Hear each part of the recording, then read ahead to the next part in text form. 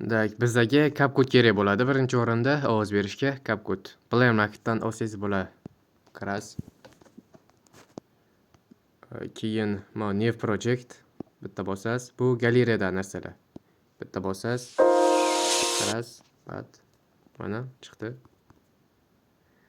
Keyin mana bu. Bitta bosasiz, mana musiqa, ashuni bosasiz. Keyin mana pastda extract. Bitta bosasiz. Yana shu animeni tanlab olasiz. Mana bu to'lqinchalar chiqadi hozir. Animeni to'lqinchalar chiqadi. Mana bu ovozni o'chirasiz, keyin animeni o'chirasiz, bu yerda ovoz bor. It's been just over a month since I came to the Elden Temple. Keyin ovoz ustiga bitta bosasiz mana shuni. Keyin volume bitta bosasiz. O'zingizga qarab boya qilasiz. Animeni eshitib ovoz berish kerak-da.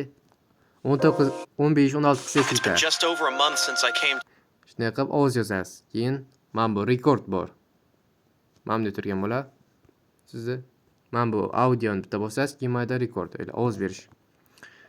Mana bu tarjima chiqib turibdi. O'zimiz shunaqa qilib beramiz.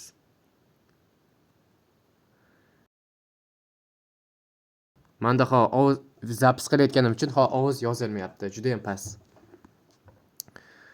Keyin mana shu masalan gapirganingizda mana bu animega qarab shunday qo'yib qo'yasiz. Shoq bo'ldi. Mana to'g'rilab qo'yib qo'yasiz. It's been just over a month since I came to the. Bir oydan ko'p vaqt o'tdi. Mana shuni to'g'rilab qo'yasiz. Keyin ovoz berib bo'lganingizdan keyin mana shu 24 minutga ovoz yozib bo'lganingizdan keyin buni saqlash.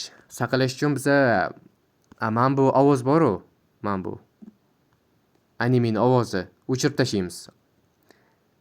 Umuman animedan ovoz kelmasligi kerak. Bu yerdan ham.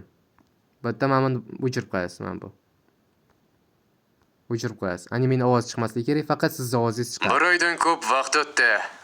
Shunday qilib bo'lgandan keyin yuklashga hammasini pasaytirib chiqasiz, mana bu.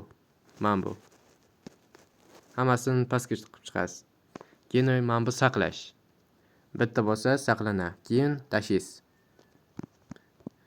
Bo'ldi, mana shu ovoz keyin timing qilinadi bu ovoz. Unda mana shu ovoz berish. Endi sizga keyinchalik nimadirlar o'rgatamiz. Bir oydan ko'p